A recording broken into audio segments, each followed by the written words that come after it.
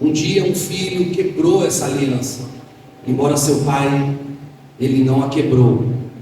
Havia muita expectativa de aproveitar a juventude e gastar parte da herança, e o pai prontamente, bondoso como é, generoso e dadivoso, entrega parte de muita riqueza que foi sendo gasta de maneira dissoluta.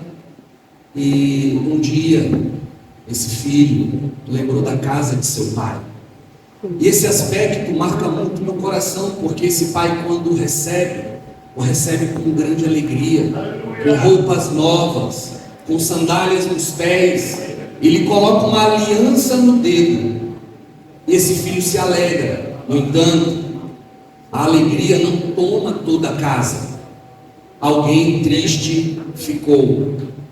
E não atentamos muito para esse aspecto deste segundo filho, porque focamos nos filhos, mas o foco é o pai. Foi ele quem permitiu a saída, foi ele quem calçou os pés, foi ele quem deu roupas novas, foi ele quem colocou o anel no dedo, foi ele quem fez a festa, foi ele quem mandou imolar o novilho. Não foi um de seus novilhos, mas foi o novilho cevado. O nosso Senhor é esse novilho cevado, imolado, para que pudéssemos ter de volta essa aliança reconstruída. Eu queria te falar, para onde iremos? Para onde iremos, irmãos? Só tu, Jesus, tens as palavras de vida eterna. João 6,68. Para onde iremos? Para onde iremos?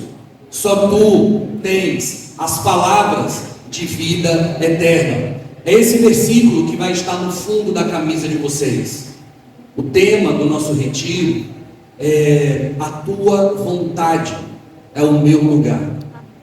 A tua vontade, Senhor, é o meu lugar. E o Senhor tem resgatado filhos espalhados, inclusive dentro da própria congregação, filhos que estão por ora perdidos, deslocados, e o Senhor te diz hoje: você também não quer ir?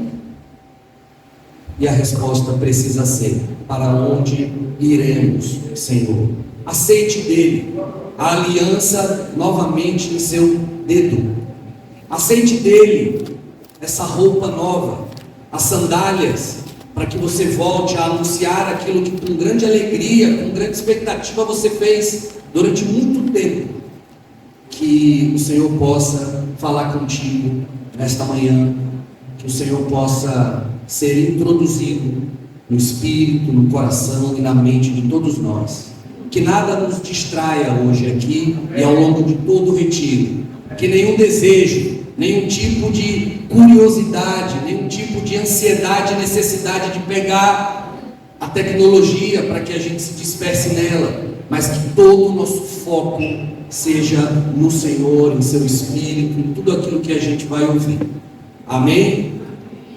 Para nós é uma grande alegria poder receber vocês aqui conosco, vocês que vieram de várias partes do nosso Nordeste. Me parece que não tem ninguém que não seja do Nordeste. Se tiver alguém, sinalize. Tem um sudestino, 2 ali de Minas Gerais. A gente é muito importante ter vocês. A gente tem conosco o Sérgio, a Zoé, o Carlsberg, a Gilma, o Bequinha, a Ana. Obrigado por nos nutrir nesses dias, nos alimentar nesses dias. A gente quer sair daqui revigorado, a gente quer sair daqui bem, se possível, bastante obeso, tá? De muita coisa, transbordante, cheio do Espírito, cheio da alegria de Deus, dos dons do Senhor, mas com algo muito bem sedimentado, um caminho a continuar sendo seguido. E tudo aquilo que o Senhor falará conosco nesses dias, de fato, a gente possa aplicar de maneira prática. Sérgio, eu queria orar por ti. Pode. Eu queria falar uma coisa. Eu sou a esposa do Sérgio e vocês vão ouvir o que ele fala, vocês vão conhecer o que ele fala, mas eu conheço o que ele vive. É um homem comum, para mim um homem muito especial, mas nas mãos de um Deus tremendo. Então ele vai contar muitas histórias, e essas histórias são verdade, são um desespero de um homem que quer agradar o Senhor, e eu sou testemunha disso. Aleluia. Aleluia. Senhor, Pai bondoso, dadivoso, generoso, cheio de compaixão e misericórdia, nós te pedimos, Senhor, abençoa o teu filho. Amém. Abençoa, Senhor, a vida do Sérgio, seus lábios, coração e mente. Eu sei, Senhor, que às vezes projetamos muitas coisas a falar, mas que o Sérgio siga sendo um canal desobstruído, um homem livre, para que o Espírito Santo de Deus flua, para que só o Senhor e tão somente a tua vontade saia de seus lábios, que sejamos enriquecidos, abençoados, que estejamos atentos a tudo aquilo que o Senhor falará a partir de seus lábios. O abençoa, segue com ele, Senhor, em nome do teu Filho Jesus. Amém. Pai querido, obrigado por estarmos juntos, obrigado por essa galera, obrigado pelo teu carinho, teu amor, tua bondade. Obrigado, porque tu és o nosso Deus. Muito obrigado. Antes da gente começar a abrir a tabela, entrar na escola de profetas, eu queria te fazer uma pergunta. Eu gostaria que você respondesse no seu caderno. Não é uma pergunta para ninguém ler, é uma pergunta para você, mas eu gostaria realmente que você respondesse no teu caderno, no teu bloco de notas, aonde for, mas respondesse, eu guardo memória. Não serve. Tem que ser por escrito, porque a melhor memória começa no lápis, na anotação. Passar disso, eu esqueço. A pergunta é bem simples. São duas perguntinhas, bem simples. Como você gostaria de ser lembrado? Como você gostaria de ser lembrado? Segunda pergunta: o que você gostaria que fosse escrito na tua lápide? Naquela que enterra os mortos? Naquela frase pequenininha que se coloca para um morto. Ele mesmo não vai ler, mas os outros vão ler. Como você gostaria de ser lembrado? O que você gostaria que fosse escrito na tua lápide? Quando eu me converti, eu conheci a história de uma vovó que ela ficava clamando a Deus para que não levasse o seu marido. Ele já estava em estado terminal, partindo. E ela clamava, e ele seguia mais dias em estado terminal, muitos mais dias. E seus filhos foram até a vovó e disseram que a vovó orasse, liberando o vovô para partir. E ela fez esse cântico: Jesus, tu és para mim uma valente de mirra, perfumando a minha vida, enfeitando o meu jardim. Tu és o meu bem amado, eu amo o Senhor e Rei, entrando no santuário, meu grande amor te darei. Jesus, tu és para mim uma valente de mirra, perfumando a minha vida, enfeitando o meu jardim. Tu és o meu bem amado, eu amo o Senhor e Rei, entrando no santuário, meu grande amor te darei. E ela cantou isso no funeral do vovô.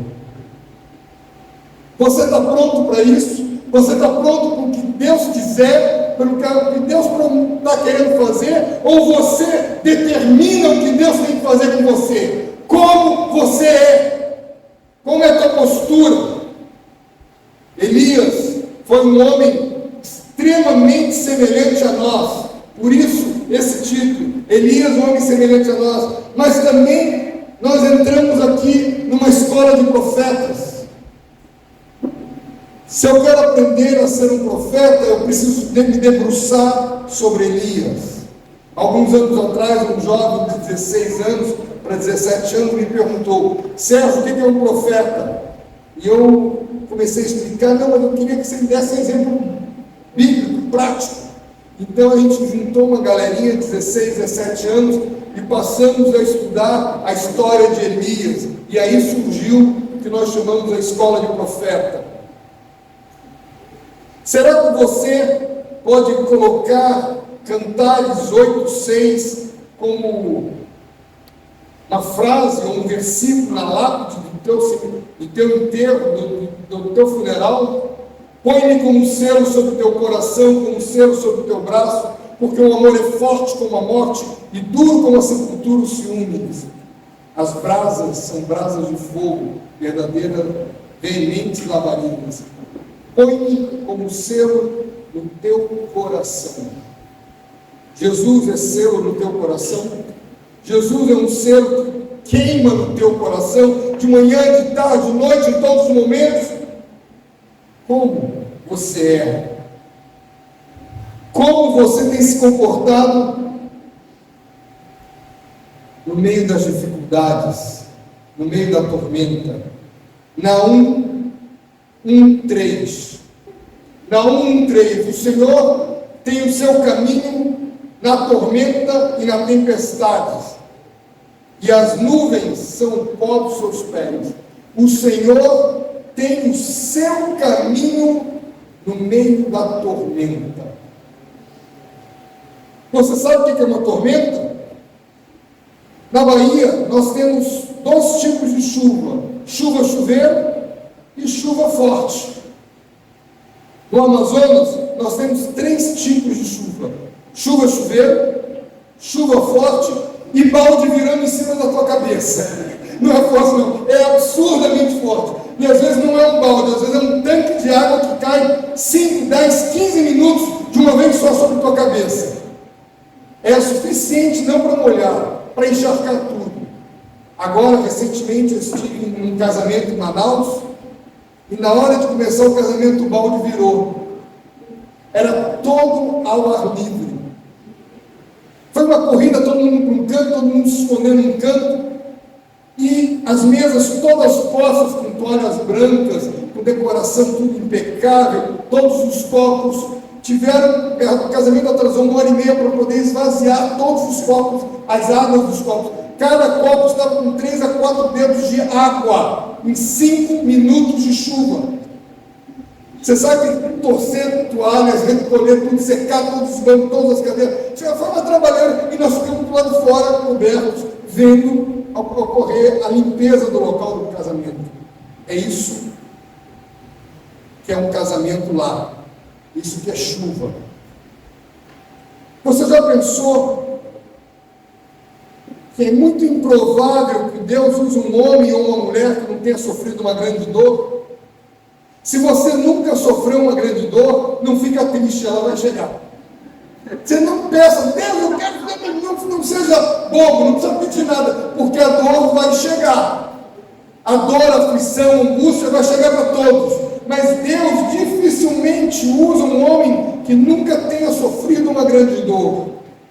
E aqui nós vamos ver Elias. Eu começo por aqui porque Elias é exatamente isso. Ele é um profeta que vai sofrer muitas dores, como qualquer um de nós. E nessa conversa, na escola de profetas, eu preciso prestar atenção em algumas palavras, como oração, dependência, fé, coragem, firmeza, perseverança. A palavra que está clara, escrita, é oração. Nós vamos ver essa palavra nas escrituras. As outras estão nas entrelinhas, mas eu preciso que a gente fique atento, porque essas palavras vão ocorrer aqui. Quero chamar a atenção para você também que precisamos sempre ficar só com a palavra de Deus. Cuidado com a primeira impressão. A primeira impressão sempre nos leva à ansiedade. nós vamos ver que tem muitas primeiras impressões em toda a história de Elias, tem muitas, e tudo aquilo pode te levar a uma ansiedade. Você já passou por isso, porque todos nós já passamos. Poxa, mas eu pensei que seria, e aquilo começa a dar um agito, calma, primeira impressão, ela que fica. Não, o que fica é a palavra de Deus. Eu preciso prestar atenção nisso. Eu estou pondo parâmetros para a gente começar a leitura. E outra coisa que nós vamos observar é a pronta obediência. Aliás, se você não conseguiu ler, aqui está escrito obedecer. Essa camisa bola, né, por causa da bola que está aqui, essa camisa bola é obedecer. Você é assim, o teu alfabeto é ABCD ou o teu alfabeto é obedecer? Qual é o teu alfabeto?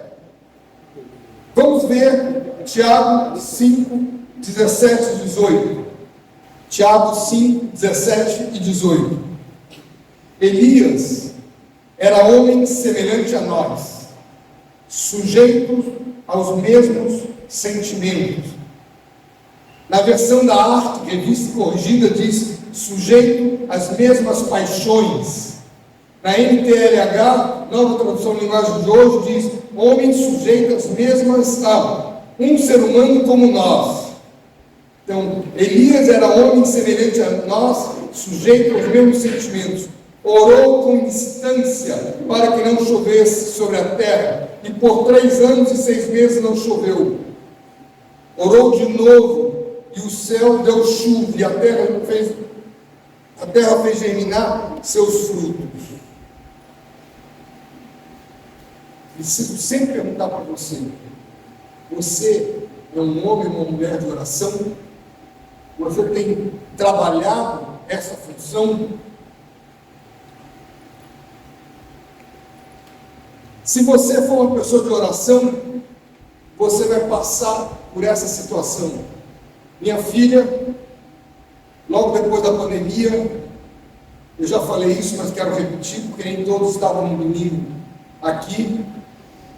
Deus disse para ela, se ela estivesse visível a Deus, provavelmente estaria invisível para os homens. Mas se ela fizesse visível para os homens, provavelmente ela estaria invisível para Deus. Como é você? Você necessita de visibilidade? Você necessita de ser foco? Você necessita das selfies? Você necessita de likes? Como é você? Ou você é uma pessoa de oração? Não estou dizendo que oração não tem visibilidade. Eu estou dizendo que são antagônicas. Se você quiser visibilidade, vai ser muito difícil você gastar tempo em oração. Se você gastar tempo em oração, você não vai ter tempo para visibilidade. Como é você? Eu preciso que você pense. Calma, paz, alma satisfaz. A oração acalma a alma. A oração traz paz e me satisfaz. Nós temos um homem que está em oração, e a gente acredita muito tempo de oração. Esse homem, nós vamos ver, Elias, é um jovem.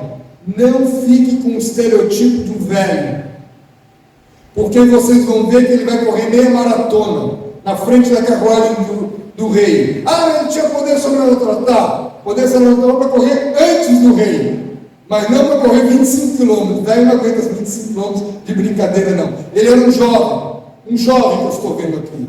Qual de vocês está pronto para ser Elias? Quem de vocês quer seguir como Elias? E ele está no meio de uma nação completamente idólatra. Vamos ver em 1 Reis 16, 29, que ele fala: Acabe, filho de Onri, começou a reinar em Israel.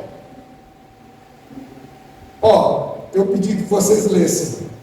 Se você não leu, meus presentes. Eu não vou ficar parando, lendo o tempo todo. Estou confiando que vocês leram. Se você não leu, você já sabe que de hoje para amanhã você precisa ler a próxima leitura. Porque a gente tem que ganhar tempo. Se eu for ler tudo isso, então a gente não vai caminhar. Versículo 30, Acabe, filho de Onri, era o mal perante o Senhor, o mais de todos os que foram antes dele. Ninguém foi tão mal quanto Acabe. E para fazer pior ainda, Acabe casa com Jezabel. Quero dizer para vocês que nomes têm significado. Jezabel vai ser de Sidom, de Tiro de Sidom. Ela é uma adoradora de Baal. A palavra Jezabel significa Baal é meu marido, ou Baal é exaltado. Ele casa com uma adoradora de Baal e por influência ele levanta altar a Deus, ao Baal. Ele levanta um altar a Baal na terra de Deus, no espaço de Deus. Eu queria que você abrisse Salmo 50 e que você lesse comigo. Nós vamos ler praticamente todo o Salmo. Nós ainda vamos voltar a falar de idolatria, mas eu quero que você pare e pense desde já quanto de idolatria tem na minha mente e no meu coração. Quanto de idolatria tem na minha mente e coração. E olha, amados, eu não estou me referindo à idolatria, futebol, não estou me referindo a futebol. Futebol também pode ser uma idolatria. Mas o ministério também pode ser idolatria. A música pode ser idolatria. Tem muitas idolatrias. O estômago pode ser idolatria. O comer, o sexo pode ser idolatria. A gente ainda vai tentar desmontar isso um pouco mais adiante. Salmo 50, verso 1. Fala o poderoso, o Senhor Deus, e chama a terra desde o levante até o poente, de leste a oeste. Desde Sião, excelência de formosura, e resplandece Deus. Vem o nosso Deus e não guarda silêncio. Você já reparou como Deus tem se manifestado nesses últimos dias? Como a voz de Deus tem se levantado em muitos lugares nesses últimos dias? E o inimigo tem ficado bravo, por isso que matou Charles Kirk, por causa de alguém que estava falando em nome de Deus. Vem o nosso Deus e não guarda silêncio, perante ele arde um fogo devorador, ao seu redor esbraveja grande tormenta. Intima os céus lá de cima e a terra para julgar o seu povo. Não é para julgar os incrédulos, é para julgar o seu povo. Congregai os meus santos que comigo fizeram aliança por meio de sacrifício. Você fez aliança com o Senhor? Eu creio que sim. Eu creio que eu estou diante de uma congregação de batizados. Todos que foram batizados fizeram uma aliança com Deus. Todos que foram batizados tomaram uma decisão para as águas. Ninguém foi às águas com um revólver na cabeça. Se você tomou uma decisão, você fez uma aliança com o Senhor. Congregai os meus santos, o que comigo fizeram uma aliança por meio de sacrifício. Os céus anunciam a sua justiça, porque é o próprio Deus que julga. Ah, Celso, você está julgando? Eu não estou julgando, eu estou lendo a palavra. É Deus, pela sua palavra, que está julgando. Escuta, povo meu, e eu falarei, ó Israel, e eu testemunharei contra ti. Eu sou Deus, o teu Deus. Celso, você já começa nos acusando, já começa berrando, já começa assustando. Não, é a palavra. Eu quero que vocês entendam um contexto histórico.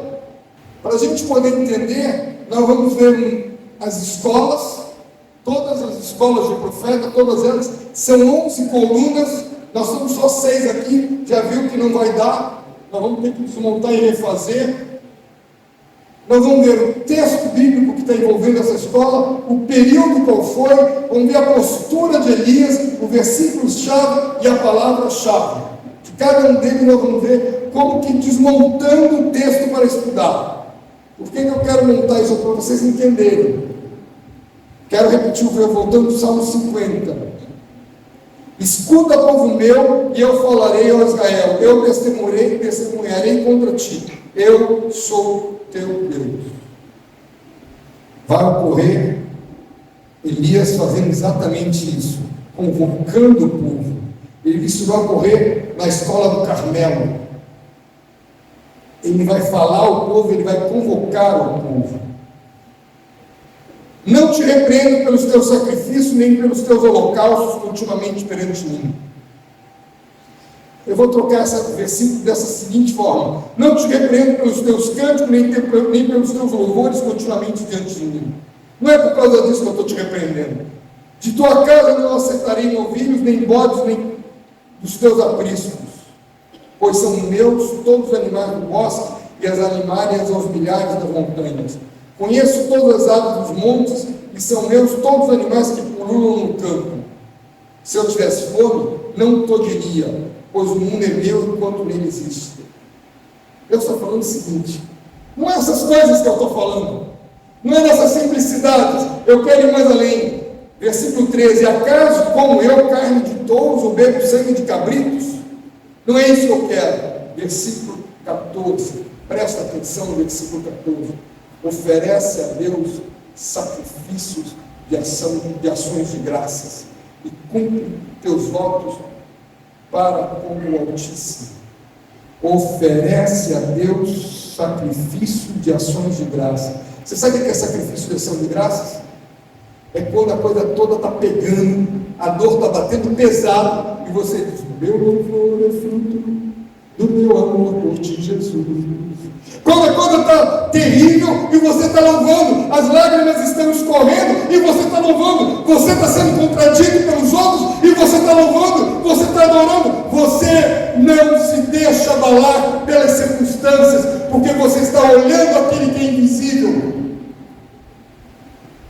Versículo 15: invoca-me no dia da angústia e eu te livrarei e tu me glorificarás. Eu tinha angústia, não sei se eu contei para vocês, eu não sei já o que eu contei aqui, da minha filha no hospital, tinha tomado tinta com querosene, e ela tinha 1 ano e 3 meses.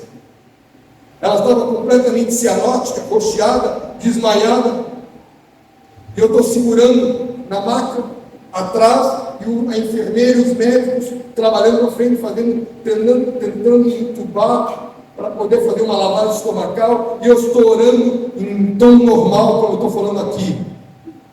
Quer dizer, você vai dizer: isso é normal? Parece que você está falando mais alto que o normal. É isso mesmo, eu só falo mais alto que o normal. É mais ou menos esse é tão normal para mim. Eu tenho que dar conta para falar baixinho. Não sei falar baixinho nem devagar. E eu de repente me dou conta que eu não tinha renunciado minha filha para Deus. E eu digo: Pai, eu repreendo o inimigo, não deixo que ele te leve, mas se você, Pai, quiser levar minha filha, é você que está levando e não o inimigo. Eu renuncio a vida da minha filha para você. Ela tinha 1 ano e 3 meses. Ela acorda, puxa os tubos do nariz e põe a tinta toda para fora. E eu dou aleluia! O prédio inteiro do hospital desfrutou. A médica tomou susto, todo mundo tomou susto, nós pulamos, porque vômito de tinta verde é tinta verde. Foi um tal de abrir perna, correr, fugir daquele jato de tinta que foi saindo. Eu invoquei no dia da angústia. E a gente tem experimentado isso muitas vezes. Em 23, entrando na UTI, invoquei o Senhor no dia da angústia. Com mais tranquilidade que eu estava, UTI é UTI. No carro indo na maca indo para a UTI, sabendo que o coração está dizendo: eu estou querendo pifar. A gente diz: Jesus, socorro, Jesus, eu estou angustiado. Versículo 16. Você viu que ele falou até agora para os discípulos, para a igreja. Agora ele diz: mas ao ímpio, diz: de que me serve repetir os meus preceitos e terem nos lados da minha aliança? Opa, como assim o ímpio repetir o preceito de Deus? Para que ele está falando aqui? Ele está falando com aquele que sabe a palavra de Deus, mas vive como quer. Ele está falando para um religioso, aquele que fala que é de Deus, que canta louvores, mas faz o que quer da vida. Uma vez que aborrece a disciplina, e rejeitas as minhas palavras. Se vês um ladrão, te comprases neles, e aos adultos te associas. Não, eu nunca me alegrei com ladrão, nunca me associei com uma adúltera. Mas gosta quando vê nos filmes e aplaude isso, ladrão, vai, vence. Gosta quando alguém adultera no filme. Como eu vou pôr filmes de adultério diante dos olhos de Deus? Não estou bravo com ninguém, só assim. Sobreviva. Tem aqui 3 homens que me conhecem e sabem que eu não estou bravo com ninguém. Quando eu fico bravo, 2 coisas ocorrem. Eu falo bem devagar. Fico na ponta dos pés. Aí, meu coração.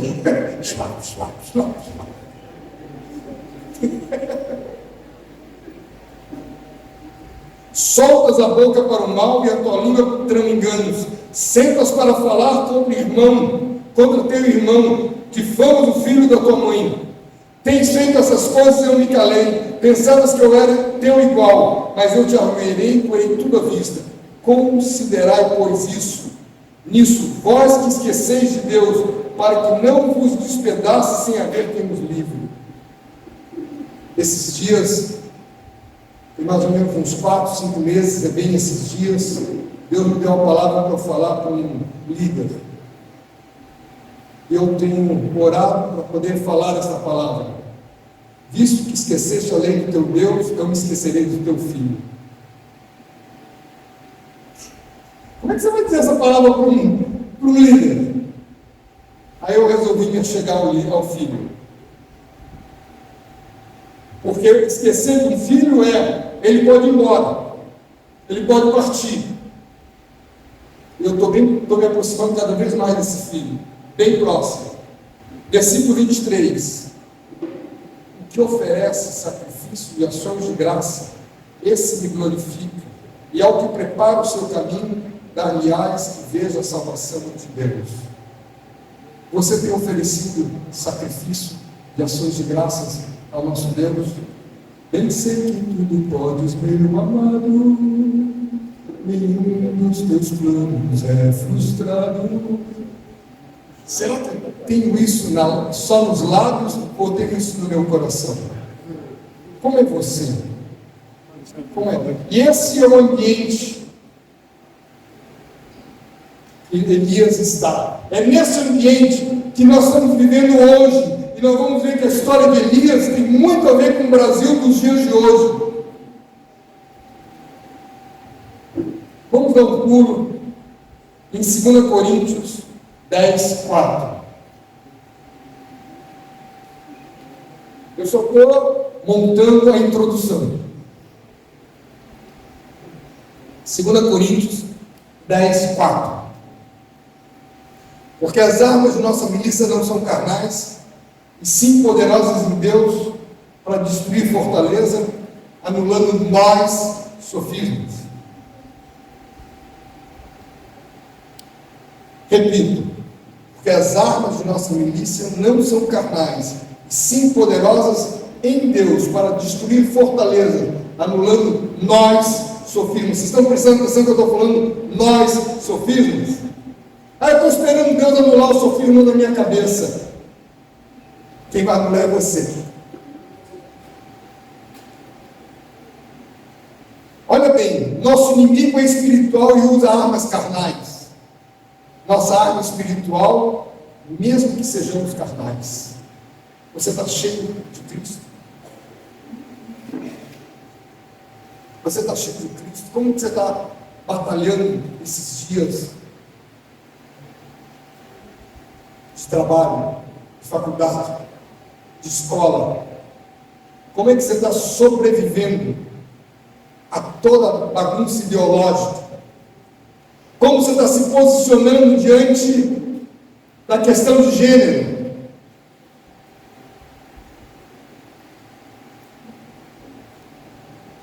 Eu preciso que você abra também em Jeremias capítulo 6, verso 19.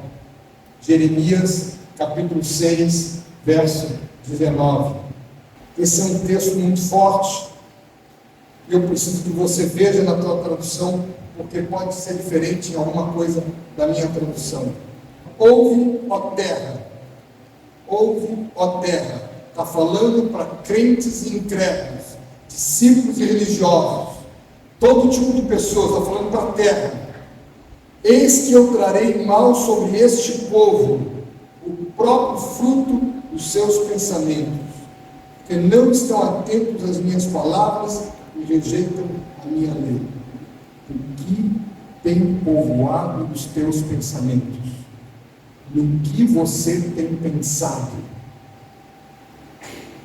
O que você permite pensar?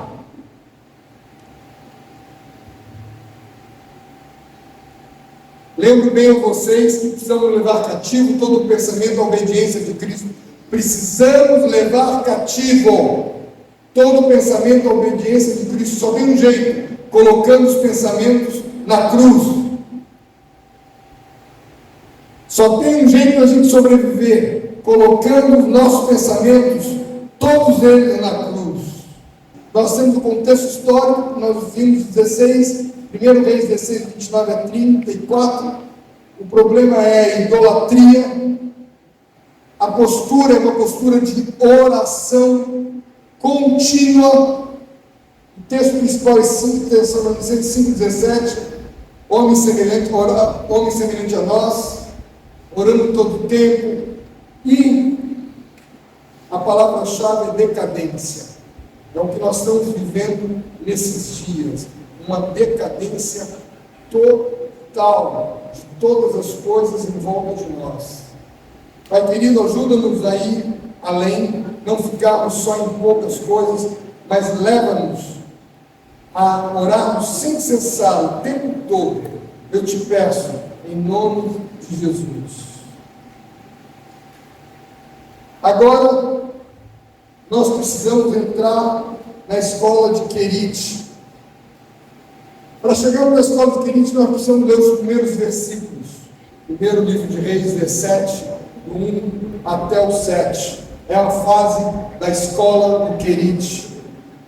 Então, Elias, o tesbita, dos moradores de Gileade, disse a Acabe. Então, Elias, o tesbita. Toda referência que nós temos de Elias é o tesbita. Acabou. Morador de Gileade. Outro plano de jogo que a gente tem de referência é de Gileade. Local que ele está. Acabe. Tão certo como vive o Senhor, Deus de Israel, perante a cuja face estou, ele não chega ao rei sem ter orado, e muito. Perante a face de quem estou, ele vem orando e muito. E diz: nem orvalho, nem chuva haverá nesses anos, segundo a minha palavra. Uau! Nem orvalho, nem chuva. A palavra Elias significa o Senhor é meu Deus. Os nomes todos têm significado. Eu lembro quando a gente estava esperando nossa filha número 2, e a gente estava conversando, Zoé e eu, sobre o nome que daria. E ela sugeriu um nome e disse: esse nome na minha casa não entra. Mas tão pequenininho, tão bonitinho. Esse nome na minha casa não entra. O significado do nome: vaca brava. Não vou dizer o nome não. Porque pode ser que tenha alguém aqui e não vai ficar descontente de eu saber que eu estou falando isso aí. Eu não sei todos os nomes, não vou dizer o nome não. Esse nome são 3 letras, não entra. E pusemos o nome de Nicole, povo vitorioso, filha de um povo vitorioso. Estevão, o coroado, foi coroado por Deus. Ouviu, Estevãos? Tem 2 Estevãos aqui. Só para complicar minhas ideias. Já escrevi primeiro Estevão. Tem mais 2 aqui para me perseguir. Nome tem significado. Nome tem importância. E aqui, esse é um período de deserto. É um período terrível. Porque o Senhor está segurando a chuva, o orvalho, por causa da idolatria. Olha só, 1 Reis 8, 35 diz: como os céus cerraram e não haver chuva por todo o povo, não houver chuva por ter o povo pecado contra ti. A idolatria, a chuva no desertificação vem por excesso de idolatria. Deuteronômio 11, 16 diz: guardai não suceda que o vosso coração se engane e vos desvieis servindo outros deuses, e vos prostreis diante deles, que a ira do Senhor se acenda contra vós outros, e feche ele os céus, e não acha chuva. Não havendo chuva, vem o quê? Desertificação. Aparecem os desertos. É tão louco, tão louco. Agora, onde está começando uma desertificação no Brasil muito grande? O professor de geografia pode me corrigir, tá, doutor? No Rio Grande do Sul, a Lagoa dos Patos está diminuindo o nível de água, está surgindo desertos no Rio Grande do Sul. Você sabe o que é um deserto? Você já passou por um deserto? Não peça a Deus por um deserto.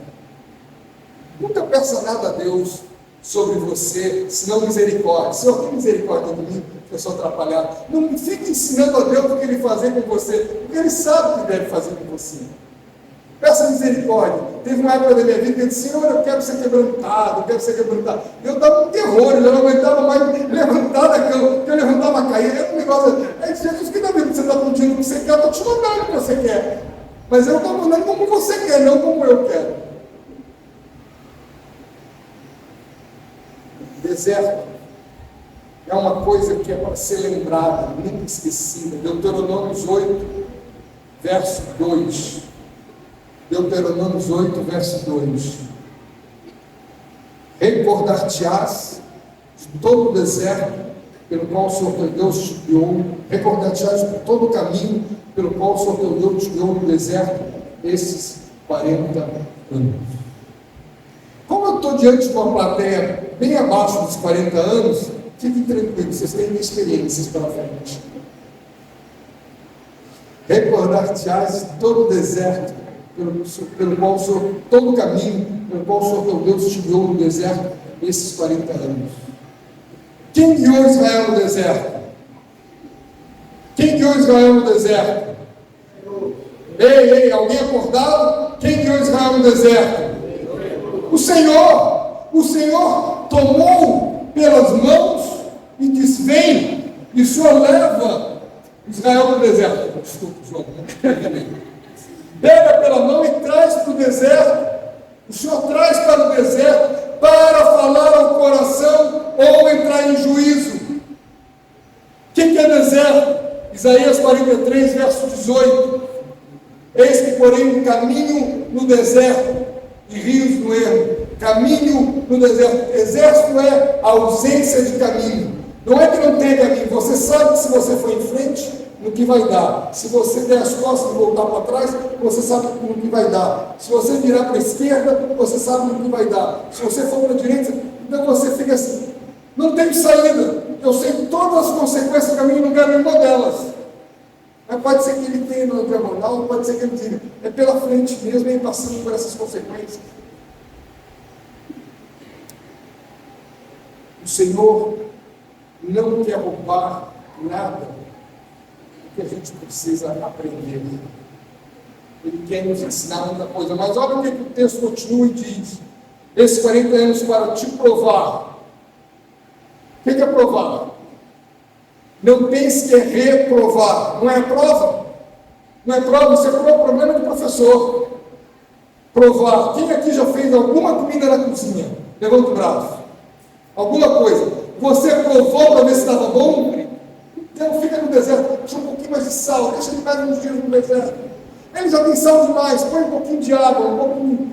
É provar, saber se está no ponto certo. Não é reprovar. Mas ele segue mais. Ele para te humilhar, para te provar. voltei, eu pulei humilhar. Humilhar. O que é humilhar? Uma coisa é quando eu peco, venho na frente de todo mundo e me confesso, e abro meu coração e ponho a luz, eu me humilho. Outra coisa é quando eu sou humilhado diante de todos. Por algo que eu fiz certo, eu fiz errado, não importa. Quando eu fui humilhado. Não é fácil. Quando você é disciplinado na frente da igreja, ou na frente do grupo caseiro, ou na frente dos amigos, na frente do grupo menor, por mais que tenha toda a justiça aquilo ali, não é fácil, porque eu estou sendo humilhado. Quando você recebe uma nota 3, valendo 10, você está sendo humilhado. Eu me lembro que na faculdade, uma vez eu tirei nota 3, aí eu entrei com requerimento: professor, o senhor errou a nota, que vale mesmo é 0.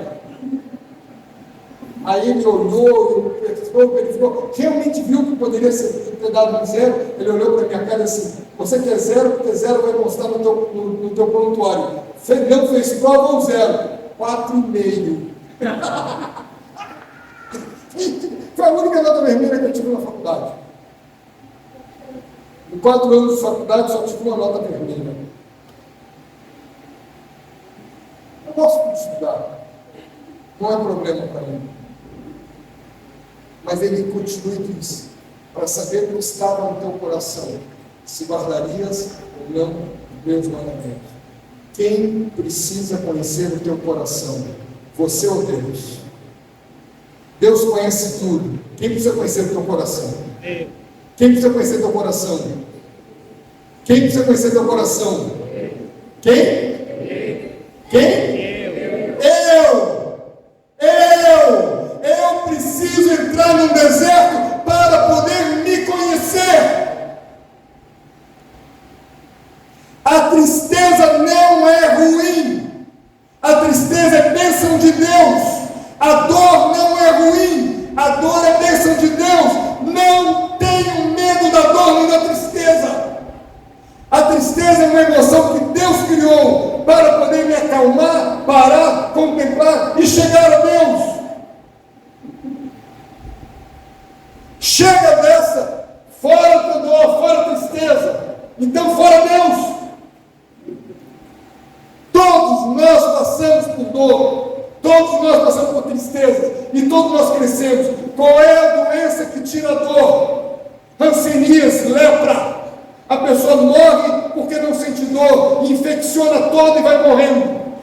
A dor é bênção de Deus. Você está com dor?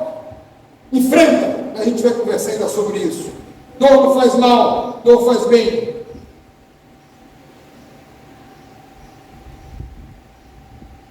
Elias confronta Acabe. Depois de confrontar Acabe, e Elias vem de onde? Do nada. Vai para onde? Do nada. Elias vem para o palco. Ele recebe todas as luzes da nação. Todos veem Elias no palco. E aí Deus vira para ele e diz: foge.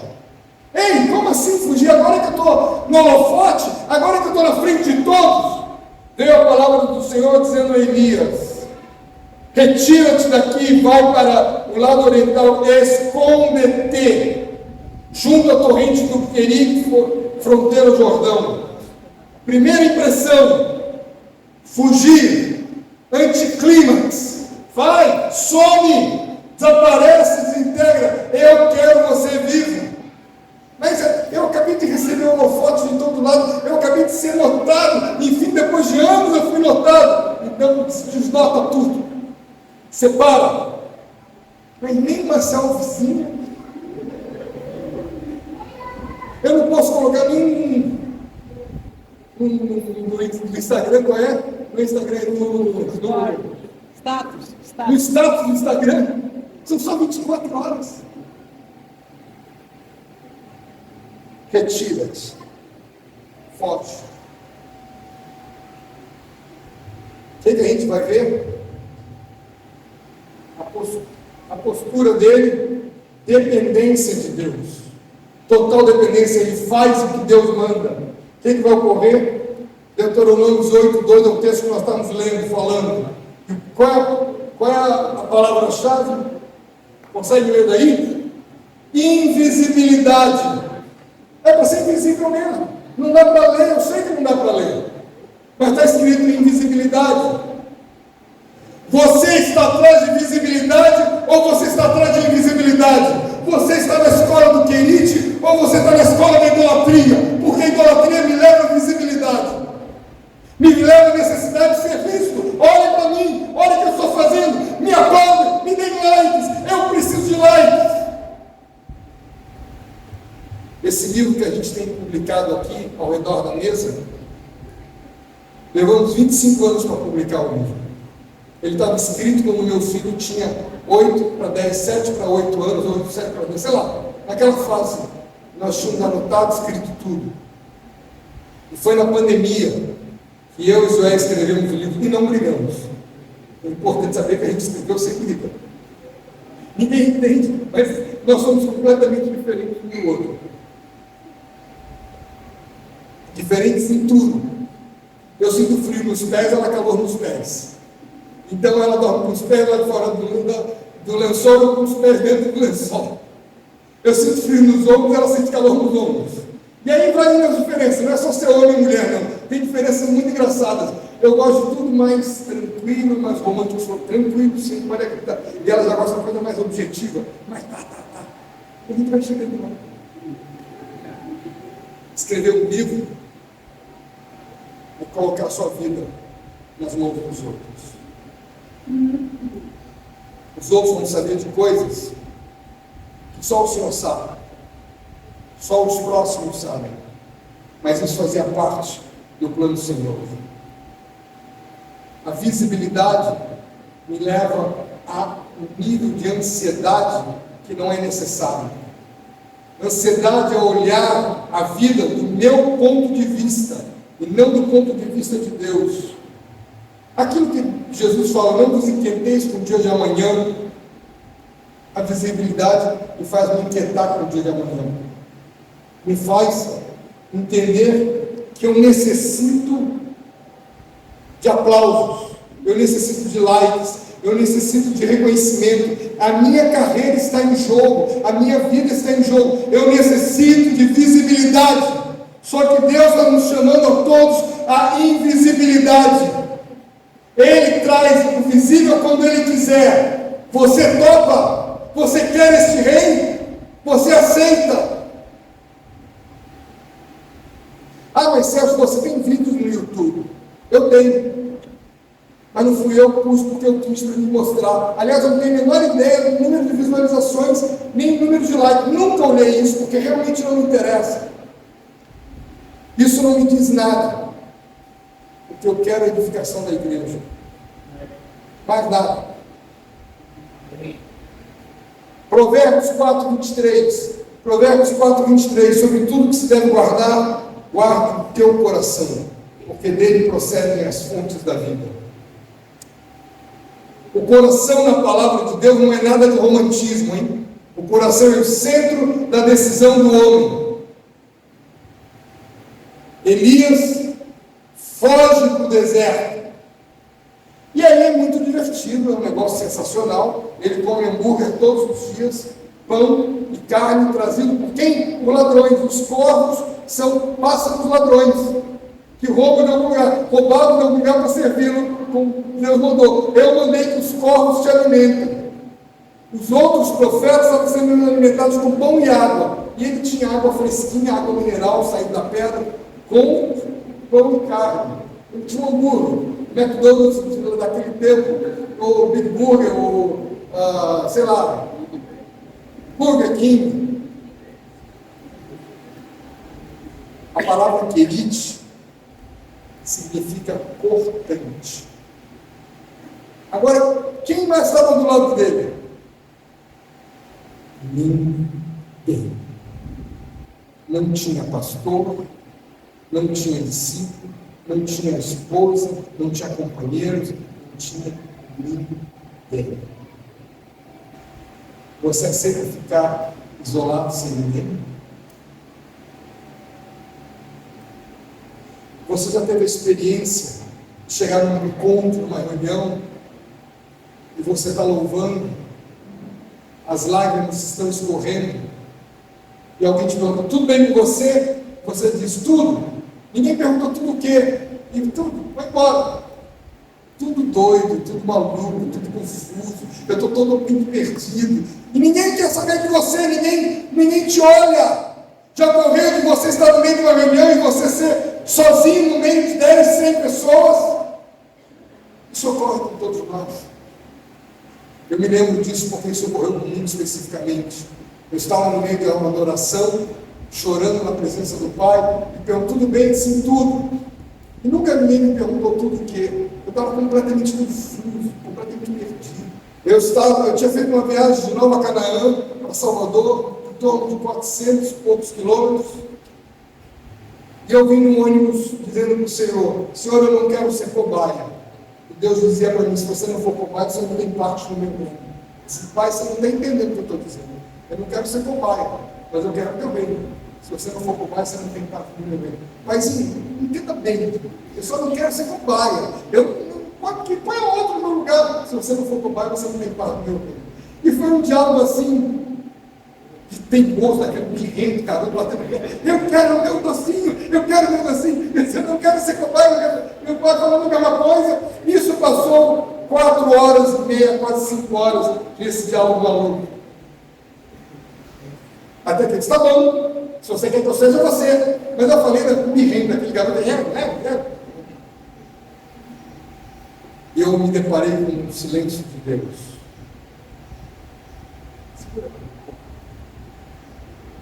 Deus pode dizer sim, não, ou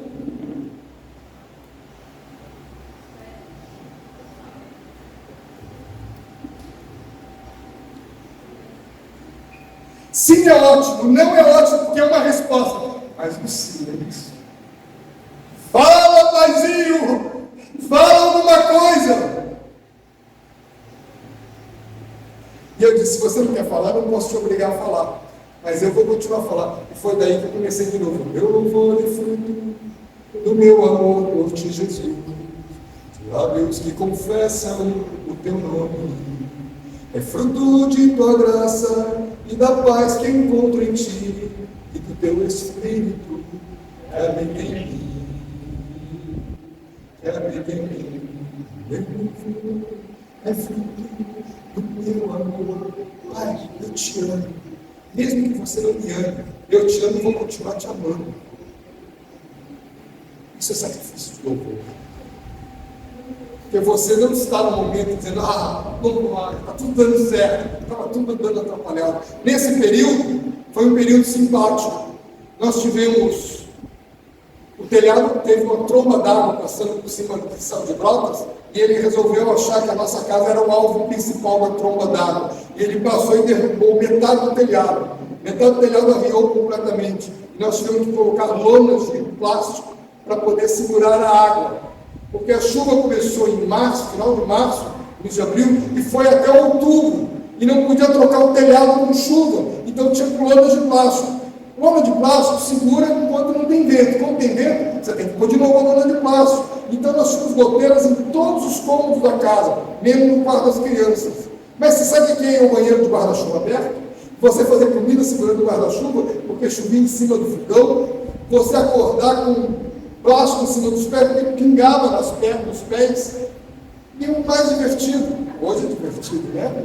Era a visita dos camundongos, dos ratos, das ratazanas, e dos sarigueiros, dos gambás. Os gambás nos adotaram. Aliás, nós moramos na casa deles. Eles tomam conta da nossa casa. Nós temos sempre muito gambá lá em casa, muito sarigueiro. Não é que a gente queira que faça animal de estimação. Eu não sou chegado ao bicho, mas eles são chegados a mim. Eles gostam da gente. O que ele vai fazer? Eles são lá conosco. E aí a Zóia vai abrir uma gaveta de costura para pegar um gato, uma tesoura, e ela pega um camundongo. E a ópera rock rolou pela casa solta. Foi um berro só e eu saí correndo. Eu não quero Ela vai com o sapato, o pé, uma sandália e põe num saco. Aquele sapinho gordinho, grandão.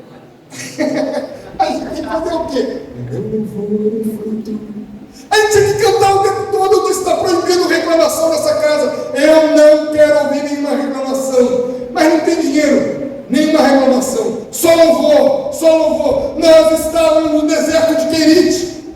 Nós estávamos no deserto de Megante. Apesar da chuva, apenas no deserto.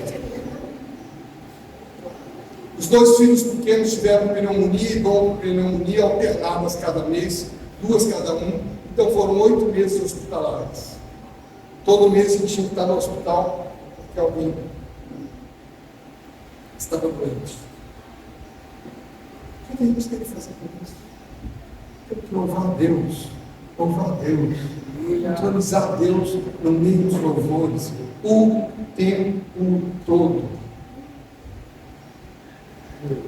Deserto para me humilhar, deserto para me provar, deserto para fazer eu conhecer o meu coração. Versículo 4 do capítulo 2, do capítulo 1. Beberás da torrente, e ordenei os corvos que te alimentem. Que coisa simpática, Deus mandou alimentar.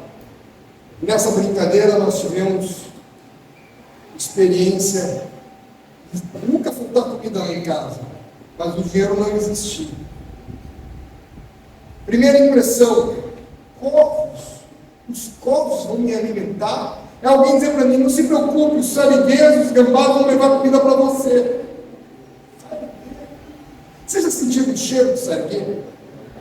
É fedor da pior estirpe possível. Fede, com licença, é rapaz depois do final do jogo. Fede que é um negócio horrível. É pior, azedo. É homem fedorento depois de um jogo de futebol, de horas no sol. O negócio é terrível. Com o meu respeito, mas é fedorento.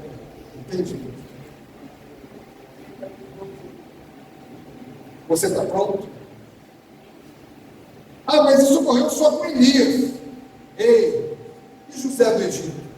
Ei, e Moisés que passou 40 anos no deserto? Ei, e Davi que ficou 13 anos fugindo pelo deserto?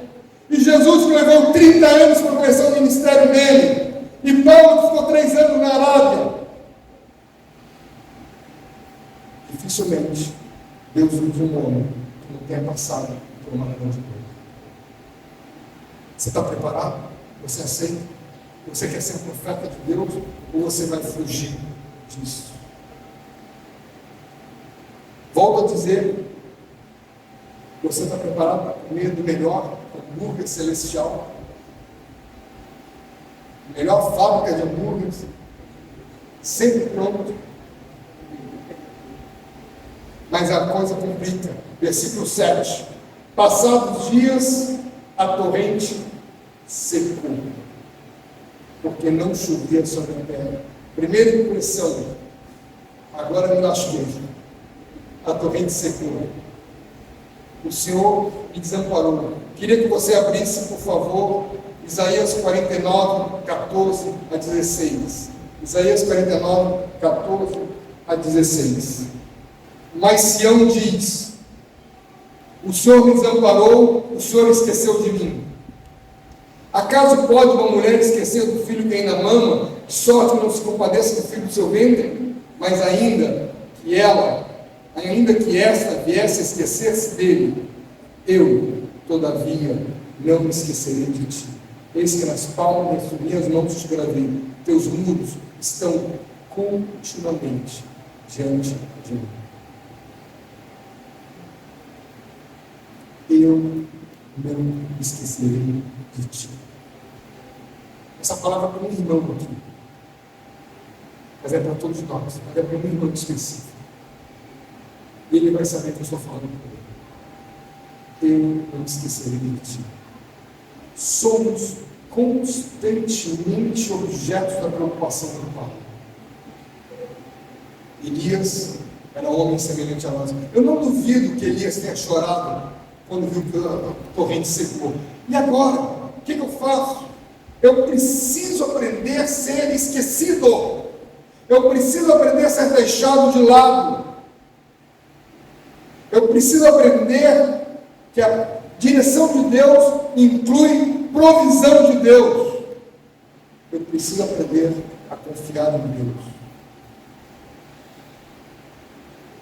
A torrente não secou, ela foi secando, que é assim que vai. E ele ficava olhando a água assim, daqui a pouco eu vou ter que beber lama.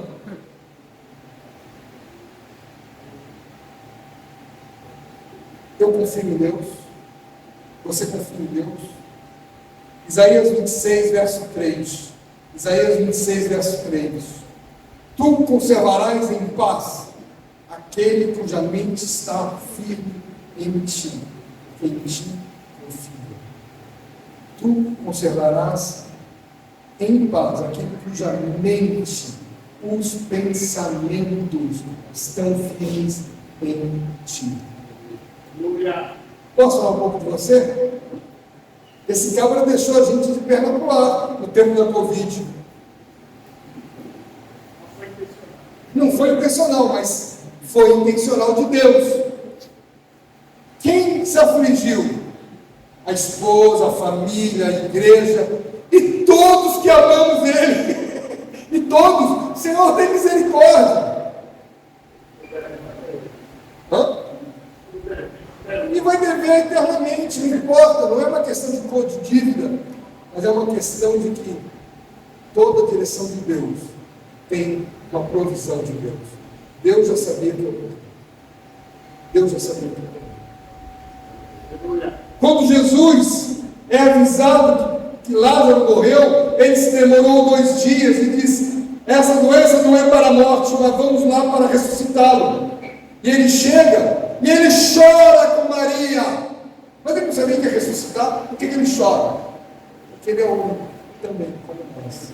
Ele é somos nós. É o amigo dele. A dor, a sentimento.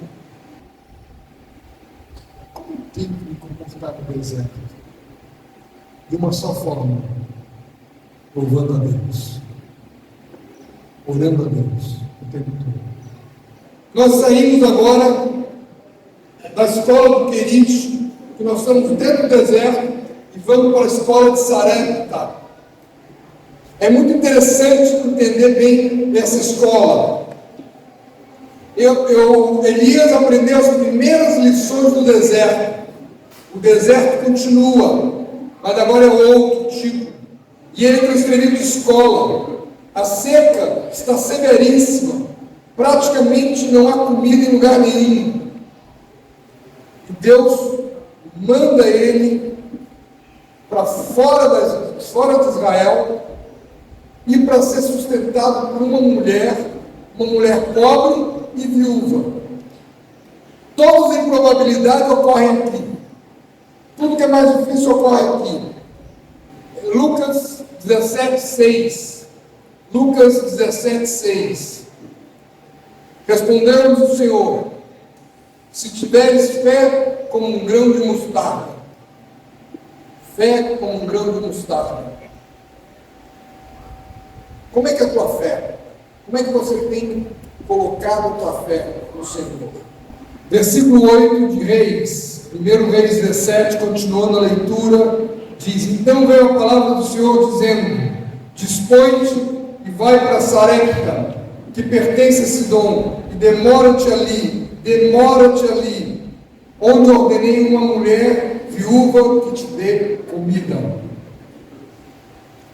Ele sai pelo deserto, porque o rio secou, ele não tem água, ele está sem água, ele sai na seca, pelo deserto e vai para fora de Israel, para Sidom.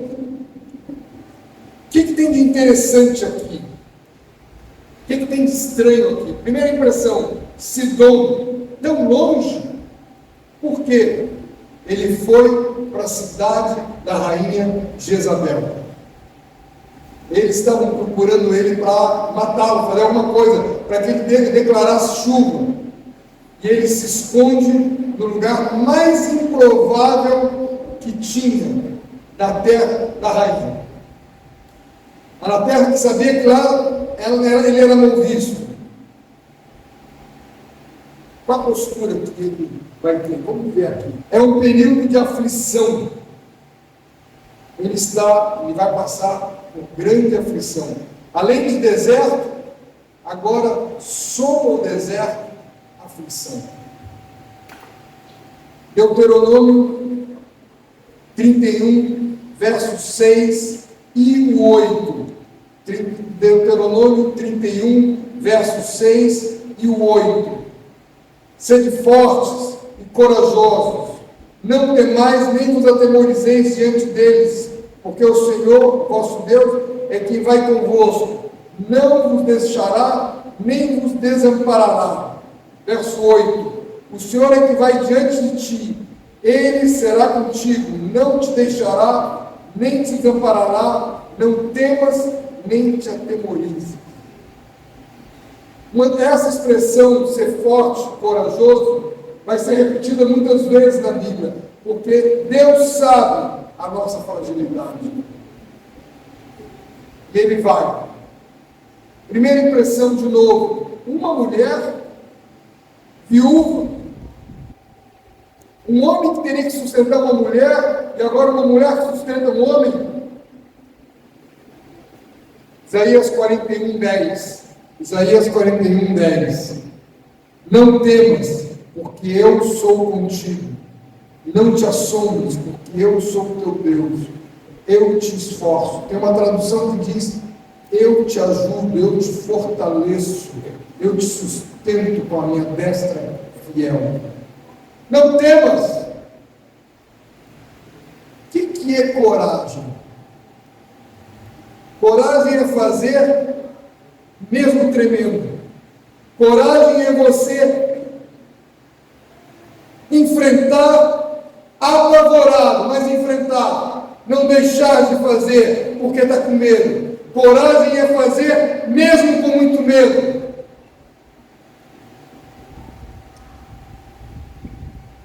Versículo 10. Então ele se levantou e se foi para Sarepta. Chegando à porta da cidade, estava ali uma mulher viúva, apanhando lenha. Ele a chamou e disse: traze-me, peço uma vasilha com água para eu beber. Ele está com sede, você pode me dar água? E ela vai. Pronta a obediência dele, ele obedeceu, ele foi pronto a obediência. Ele não disse: mais tarde eu faço. Não, eu só estou acabando o meu exercício, daqui a pouco eu faço. Eu estou indo. Você sabe aquilo que a mãe disse: vem almoço, está na mesa, já estou indo. E já estou indo. Sabe o que é isso? Rebeldia. A obediência é sempre pronta, pronta e com alegria. Sempre pronta e com alegria.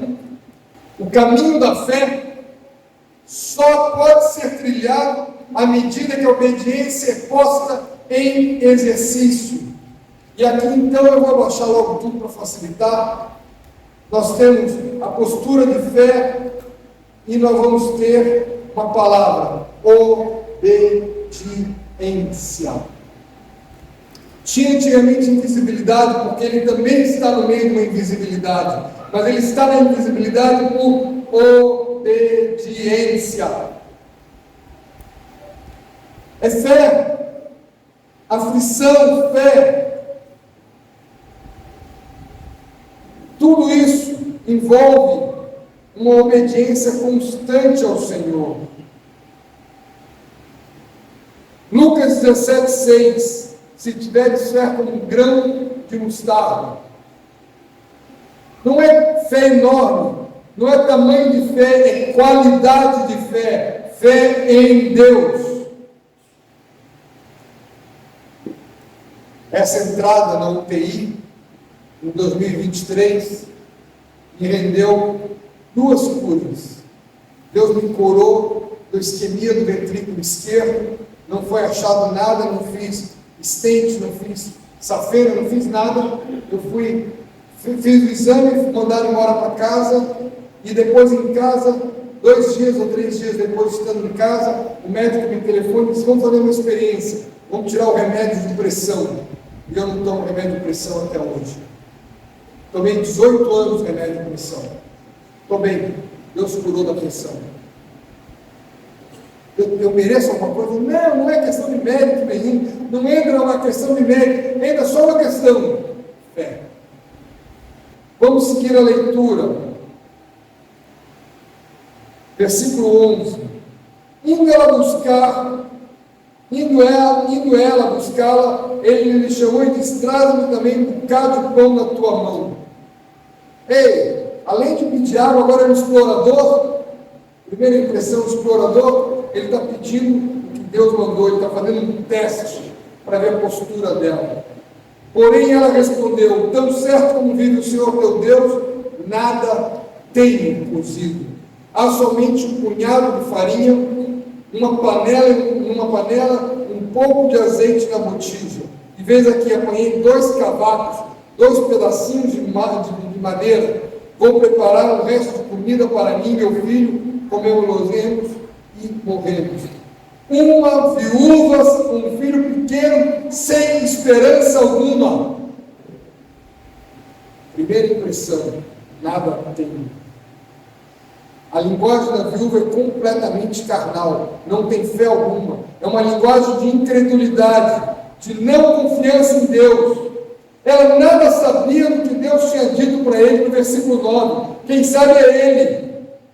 Para ela, era o fim de tudo. Ela estava preparando a última refeição para morrer. A confiança dessa viúva estava na panela e na botija. Deixa eu perguntar uma coisa para você. A tua confiança está na tua conta bancária? A tua confiança está no teu trabalho? A tua confiança está nos teus estudos? Na quantidade que você estudou para passar? Ou a tua confiança está em Deus? Nada é diferente quando olhamos só para as circunstâncias. É a confiança nas circunstâncias, não em Deus. Ela não tinha fé nem para crer contra a esperança. Ela estava vazia. De quem é a fé? Do profeta, do Elias. Primeira impressão, incredulidade. Um incrédulo. Fui parar na casa de um incrédulo. Meu Deus, o que está acontecendo comigo? Eu só falei aquilo que Deus mandou. E por causa disso, o mundo está desmontando. Mas essa mulher não se omitiu em cumprir sua responsabilidade. Essa mulher não deu lugar ao desespero, permaneceu ativa até a última refeição. A preguiça não era o problema, era a falta de fé. Versículo 13, Elias lhe disse: não temas, vai e faze o que disseste, mas primeiro faze dele para mim um bolo pequeno e traz-mo aqui fora, depois farás para ti mesmo e para teu filho. Elias declara uma palavra de total consolo e ânimo. Confia no que eu estou falando. A primeira impressão que pode dar é: Elias é um egoísta, só está pensando nele. Essa é a primeira impressão. Mas Elias tinha aprendido a obedecer em Deus, a crer em Deus e obedecer em Deus. Versículo 14: porque assim diz o Senhor, Deus de Israel: a farinha da tua panela não se acabará, e o azeite da tua botija não faltará, até o dia em que o Senhor fizer chover sobre essa terra. Até o dia. Você acredita nisso? Você acredita que isso pode ocorrer nos dias de hoje? Não é um milagre que encheu a botija de farinha. O milagre é que todo dia que põe a mão na farinha, tinha farinha. Todo dia que virava o azeite, tinha azeite. Não encheu a botija de azeite, não encheu a panela de azeite. Não foi milagre. Foi milagres durante 3 anos diários. Eu já contei, mas quero contar de novo, porque não sei quem ouviu. Nós estávamos em casa no período de vacas esquálidas. Vacas magras ainda eram mais gordas do que esquálida. A esquálida é só pele e osso. Não tinha nada, não tinha sobra para nada. Nós estávamos completamente justos, precisos e quase inacabados. Quase acabados. E eu recebo um irmão que veio dos Estados Unidos trazendo notícias de uma família que tinha se mudado para lá, e eu convidei para ele para o grupo caseiro.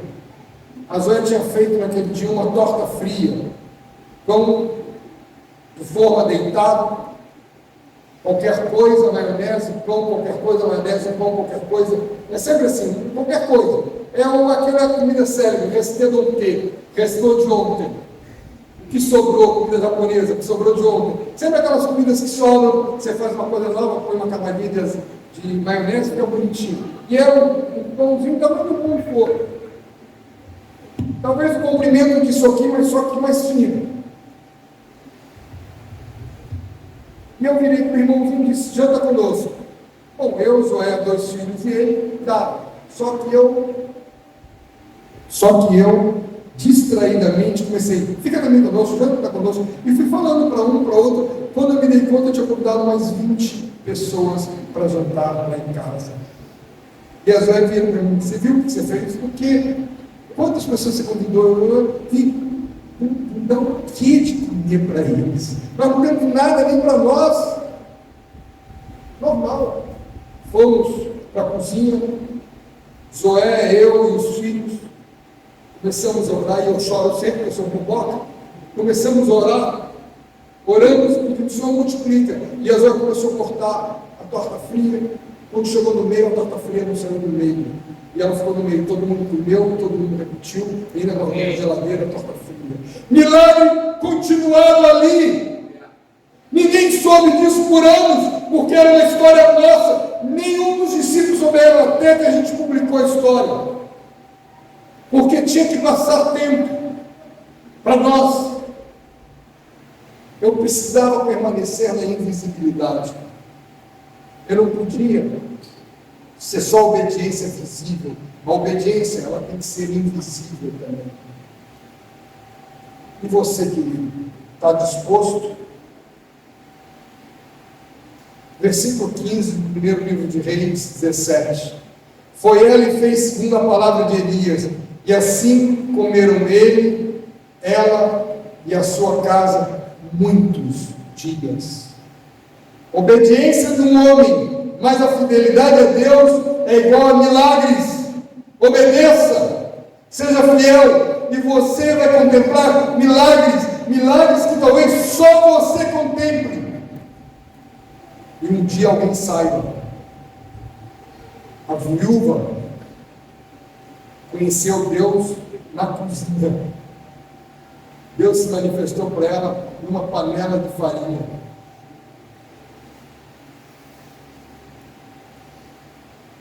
Versículo 16: da panela a farinha não se acabou, e da botija o azeite não faltou, segundo a palavra do Senhor por intermédio de Elias.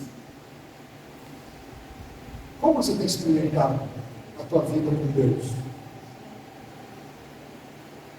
Eu conheço a história de um irmão que ele saiu de uma cidade no Rio Grande do Sul, acho que foi Rio Grande do Sul, Paraná, agora estou na dúvida, e foi para outra cidade que ele ia ministrar, e ele chegou e todos perguntaram para ele: onde você veio? Ele disse: caminho impossível, não tem ponte lá, a ponte caiu. Eu disse: não, eu passei por lá.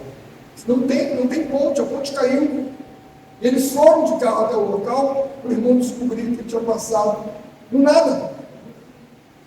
Ele passou, era de noite, ele não viu a ponte, ele podia ter caído, mas ele estava em adoração, ele passou direto e não tinha ponte. A mão de Deus, o dedo de Deus faz uma ponte. Não era o momento dele partir para a glória, era o momento dele sentir o milagre de Deus. Por causa da obediência, sair de um canto e para outro canto para profetizar.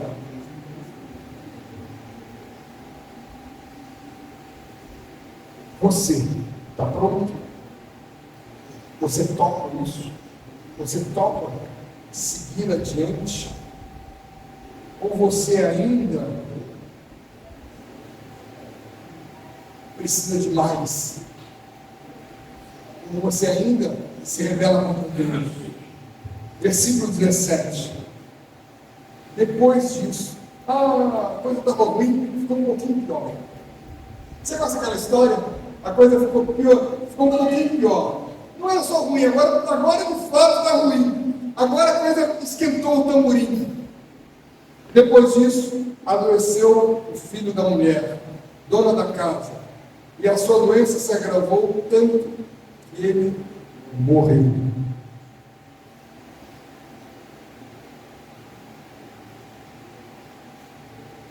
Como? Já está nisso aqui tudo, agora piora. Primeira impressão de novo: morte. A morte.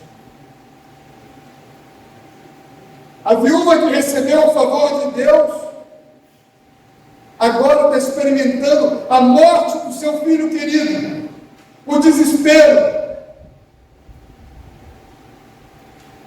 E a gente vai ver a reação dela, uma reação de desespero. Então disse a mulher a Elias: que fiz eu, ó homem de Deus? Vieste a mim para trazer à memória a minha iniquidade e matares o meu filho? Ela não está lembrando dos milagres diários, ela só está lembrando que meu filho foi embora e a culpa é tua. É importante a gente lembrar aqui que Elias está debaixo de uma tensão, ele está vivendo no limite. Ele foi para o Querite foi para o Sarepta, e agora ele começa a receber culpa dos outros. Eu quero que você preste atenção nisso, porque isso vai levá-lo a uma crise de ansiedade e uma depressão. Eu quero que você entenda que nada disso surge do nada, é um somatório que vai se crescendo e chegando no momento culminante. Os milagres de Deus, a bênção de Deus, não nos garante imunidade contra as aflições. Não quer dizer que eu tive uma bênção que eu não vou ter uma aflição. Não devemos ficar chocados nem desesperados com as aflições doloridas que passamos. Se Deus permitiu, Deus sabe o que faz sempre. Olha só a diferença do incrédulo para um discípulo. O incrédulo diz: não sei o que eu fiz para merecer tudo isso. Eu devo ter feito algo, mas não sei o que foi. Sempre tento fazer o que é certo. Não sou pior que os outros. Por que tenho que sofrer essa calamidade? E o discípulo: não confio em mim, eu confio em Deus. Eu estou consciente dos meus fracassos. Busca descobrir busca descobrir para que Deus está permitindo tudo isso. É aquele cântico: pensei que tu podes, meu amado, nenhum dos teus planos é frustrado, ainda que com perdas e com dor, pensei que tu podes, meu Senhor. O discípulo sabe que o Senhor está por trás de tudo, ele sabe que tudo pode mudar, sabe que pode até ter uma ressurreição, sabe? É como Abraão, que leva o seu filho para renunciar a Deus, sabendo que Deus pode ressuscitá-lo dentre os mortos.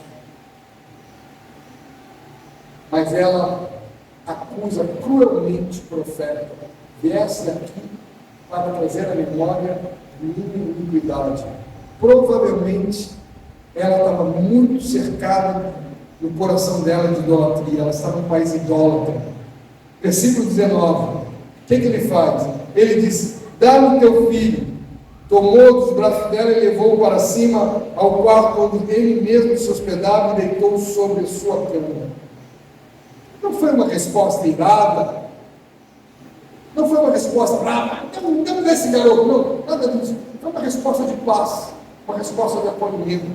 A resposta branda desvia o furor, e ele sabe que não adianta nada disso. Somente em Deus a minha alma espera silenciosa. Não adianta, barulho. Eu preciso aprender com a invisibilidade a obedecer por causa de Deus, não por causa dos outros, não por causa da visibilidade. Versículo 20: então clamou o Senhor e disse: olha bem essa oração, que essa oração é muito interessante. Ó Senhor meu Deus, também até esta mulher em quem me hospedo afligiste, matando meu filho? Ele não está numa bronca com Deus. Ele demonstra intimidade com Deus. Senhor meu Deus. Ele reconhece a verdadeira fonte da calamidade. Tu levaste essa criança. Contesta a severidade da aflição, matando-lhe o filho. Versículo 21. É importante lembrar que ele não tem reclamação nenhuma aqui. Ele só está falando a verdade. Será que eu sei enfrentar a verdade da minha vida de frente? Versículo 21. Estendendo-se 3 vezes sobre o menino, clamou ao Senhor e disse: ó Senhor meu Deus, rogo-te que faças a alma deste menino tornar a entrar nele. Quantas vezes Elias tinha visto uma ressurreição de um homem? Nenhuma, porque essa é a primeira vez que um ser humano vai ser ressuscitado entre os mortos. Até então nenhum tinha sido ressuscitado. Ele está falando, ele está pedindo o impossível. Ele está pedindo aquilo que não é prova, não tem conhecimento, não tem nada. Ele pede porque ele é amigo do Pai. Ele pede porque ele tem intimidade com o Pai. Versículo 22. O Senhor atendeu a voz de Elias e a alma do menino entrou, tornou a entrar nele e ele reviveu. Te ponha no lugar de Elias. Você está deitado sobre o menino, você está orando no seu quarto, sozinho, não tem ninguém, de repente o garoto olha para você: oi tio. Como você ficaria? Jesus me respondeu. Eu, pelo menos, ia fazer um escarcel. Porque eu choro, eu pulo, eu vou dar risada, não estou nem aí. Mas eu acho que Elias era mais controlado, porque o Elias era... Sabe aquele negócio de sanguíneos, temperamentos e tudo mais? Eu não sou sanguíneo, eu sou hemorrágico. Então eu sou... Mas eu acho que Elias é mais controlado. Elias tomou o menino e trouxe ao quarto, do quarto à casa, e o deu à sua mãe e disse: vê, teu filho vive. Então, teu filho vive. E aqui a gente precisa observar o que a mulher diz. Então, a mulher disse a Elias: nisso conheço agora.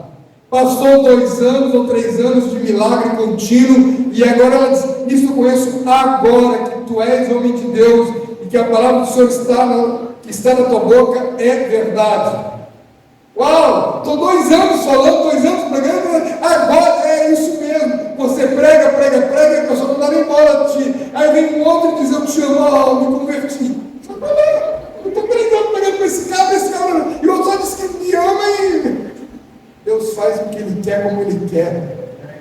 Ele é nosso Deus. Será que você é assim? Será que você está disposto a isso? Olha bem, queridos. O deserto aumenta para a aflição. Eu preciso crescer em fé. Não é quantidade de fé, é qualidade de fé em Deus. Tem que ter uma fé no grão de mostarda. Eu preciso obedecer sempre, até o fim. Pai querido, obrigado por essa galera, obrigado pela tua palavra, obrigado porque tu és o mesmo ontem, hoje, e serás eternamente o mesmo. Fala com cada um deles. Ministra o coração de cada um deles. E aquele que estiver no deserto, faça entender que tu te levaste para o deserto. Tu que estás trabalhando no coração deles. Aquele que está no meio da aflição, faça que reconheça a aflição e que ele possa te glorificar no meio dessa aflição. Leva adiante, te peço, em nome de Jesus.